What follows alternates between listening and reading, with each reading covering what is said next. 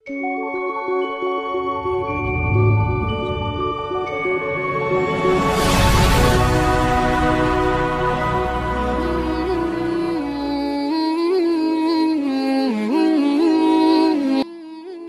lain, perempuan beda. Perempuan sendirian disebut dengan mar'ah namanya. Dari kata muru'ah. Punya dua arti. Satu, sosok yang senang tampil dengan keindahan. Muru'ah. Jadi kalau laki-laki senang dengan kekuatan, sesuatu yang nampak kuat, latihannya silat, latihannya ini, itu. Perempuan tidak, senang dengan keindahan. Anda mau berangkat ke kantor, ada sebagian tidak tersetrika, Anda biasa. Tapi kelihatan istri, papa ganti, sika dulu. Anda berangkat ke masjid pakai pakaian biasa saja. Perempuan ikut pengajian, seragam. Arisan, beda. Penampilan, lain. Bahkan kadang-kadang sebelum berangkat, nanya dulu kepada Anda untuk minta pendapat. Papa, besok pengajian Ustadz Adi, kira-kira gaunnya yang mana ya? Yang hijau atau yang biru? Kata Anda, hijau bagus mah. Ah, kayaknya biru deh. Dia nanya, tapi udah punya jawaban. Itu masih mending kalau dipakai. Begitu keluar, kuning. Gak apa-apa bu, normal namanya. Mar'ah yang kedua, awas. Seperti mir'ah. Orang Arab mengatakan al-mar'atu kal mir'ah. Perempuan itu mir'ah seperti cermin. Makanya jangan heran kalau lihat perempuan senang bercermin.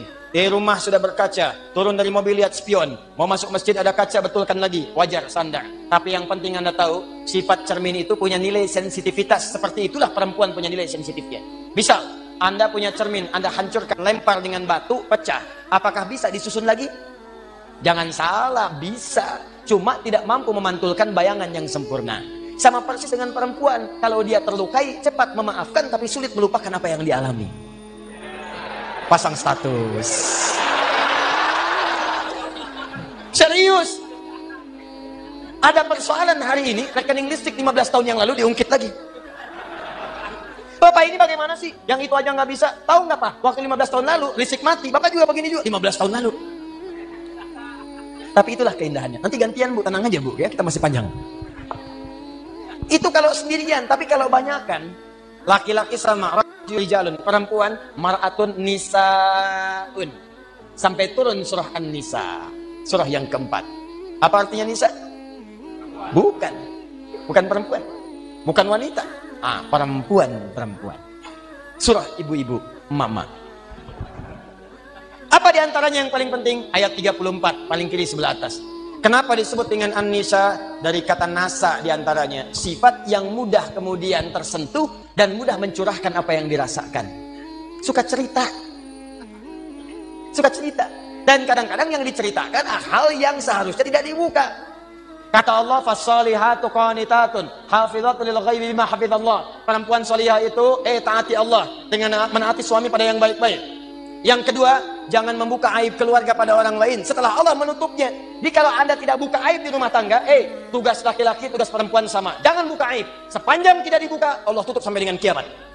Kata Nabi, ada kejadian malam hari, maka selesai, siang jangan terbuka. Ada kejadian siang hari, selesai, malam jangan terbuka. Allah akan tutup sampai kiamat. Tapi kalau ada aib rumah tangga terbuka, keluar. Maka kata Allah, jangan salahkan yang menyebarkan. Kamu sendiri yang salah. Saya sudah tutup, kenapa kamu buka? Bima hafizallah. Allah yang tutup, kalian yang buka. Nah ini kadang-kadang tidak sadar. Karena perempuan punya sifat berbagi, suka cerita. Sependiam apapun kalau sendirian. Kadang-kadang kalau sudah bertemu temannya, kumpul cerita. Sifatnya pengajian, begitu kumpul bertemu dengan kawan, mulai bertanya, "Ukhti apa kabar?" "Baik." "Sehat?" "Sehat." "Suami bagaimana?" "Di situ masalahnya." "Masalah." "Ih, gak nyangka ya?" "Nyangka." Kumpul, "Ada apa, ada apa?" Yang satu misah. Saya tidak mau lah." "Kenapa?" "Tidak, itu dosa. Jangan seperti yang itu ya. Itu tuh begini. Nah, sama. Itulah humazah. Sejak dulu sudah ada. Dari sejak zaman Nabi Yusuf. Nabi Yusuf itu anaknya Nabi Yakub. Nabi Yakub anaknya Nabi Ishak. Nabi Ishak anaknya Nabi Ibrahim. Dari Sayyidah Sarah. Dari sejak dulu sudah ada perempuan yang suka kumpul-kumpul. Suaminya sibuk kerja ngumpulin harta, perempuannya kumpul-kumpul. Saking kumpulnya itu sibuk membicarakan orang lain. Ada yang ganteng dibicarain. Nabi Yusuf ganteng dibicarain. Iya ya, ganteng-ganteng Nabi ya. Iya, orang sekarang ganteng-ganteng serigala. Dulu ganteng-ganteng Nabi. Ngobrol, ada. Cuman buat ngobrol doang, duduk, datang ngobrol, minum, pulang lagi. Humazah. Jeng, bagaimana bisnis suami? Begini. Ih, kok cuman segitu ya? Kita mah kemarin dapatnya suami lumayan loh, 10 kali lipat dari yang kamu dapatkan. Cuman gitu doang. Humazah. Alladzi jama'a mala wa 'addada, yang suaminya sibuk cuman ngumpulin harta dunia saja, enggak pernah mikir akhirat. Bekal akhirat enggak ada. Nanti kita akan lihat apa bekal akhirat. Enggak pernah mikir, yang penting dunia, dunia, dunia, dunia, dunia. Kerja, harta, rumah, mobil, uang, dolar, semua kumpulkan.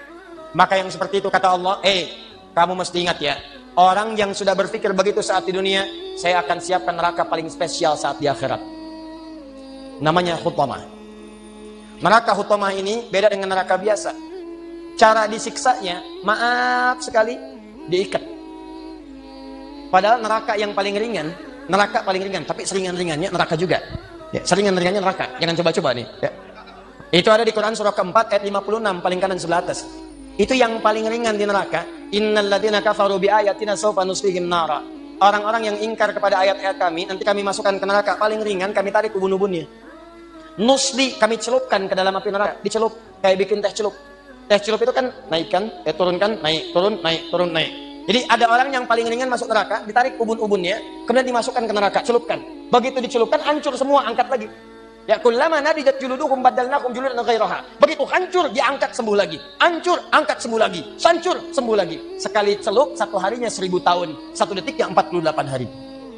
Kalau pengen coba silakan aja. Tapi diinfokan supaya kita jauhi. Cuma ini nggak diikat, artinya apa? Begitu dicelupkan dia meronta, masih bisa bergerak. Cuman tidak bisa mengelak. Tapi neraka yang ini bagi ahli dunia yang nggak pernah mikir akhirat, dia tidak akan pernah bergerak sedikit pun. Karena Allah akan mengikatnya. Fi amadim mumaddadah. Jadi bukan begini, tapi diikat begini. Cara untuk menghukumnya, dibakar dari ujung kaki sampai otak yang paling dalam. Cara membakarnya, kalau mau diilustrasikan, dilas sampai matang dalamnya.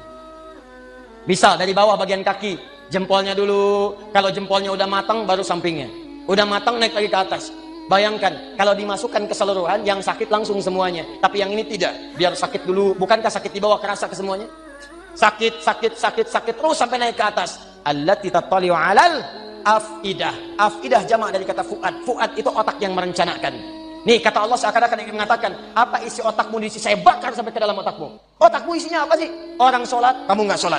Orang ngaji, kamu nggak ngaji. Orang puasa, kamu nggak puasa. Kerja lagi. Apa isi otakmu? Saya bakar sampai ke dalaman yang paling dalam. Nih. Awas hati-hati. Dan sifatnya mu'sodah. Mu'sodah itu sudah mengintai. Jadi kalau ada orang bercita-cita cuma dunia saja, itu nerakanya sudah ngintai. Nih dia teman saya nanti nih. Paham? Ini bagian yang pertama. Karena itu, saya ingin ajak Anda semua, jangan cukupkan hidup kita visinya cuma sampai di sini. Contoh paling gampang ya, paling gampang. Kuliah hanya untuk dapat ijazah, itu dunia. Kuliah hanya untuk dapat kerja, dunia. Nikah hanya untuk bisa mengeluarkan hasrat seksual, dunia. Dapat handphone hanya untuk pasang status, dunia. Maaf, dapat pakaian hanya untuk tampil mewah, gaya, itu dunia. Kalau Anda ingin siapkan sampai bekal yang terakhir, dan ini bagian akhir pembahasan kita, Ustadz, saya tahu saya akan meninggalkan dunia. Saya pengennya, semua bekal saya bisa dibawa ke alam kubur, sampai dengan ke akhirat. Bagaimana caranya?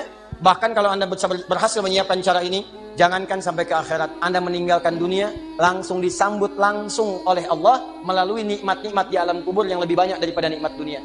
Yang kalau Anda dapatkan nikmat di sini, ini belum ke akhirat. Anda punya bekal akhirat di alam kubur bisa dimuliakan. Dunianya ditinggalkan, tapi Allah berikan nikmat akhiratnya dan diberikan pendahuluan di alam kuburnya. Saking dahsyatnya, ada di antara mereka kata Allah yang kalau bisa, artinya nggak bisa.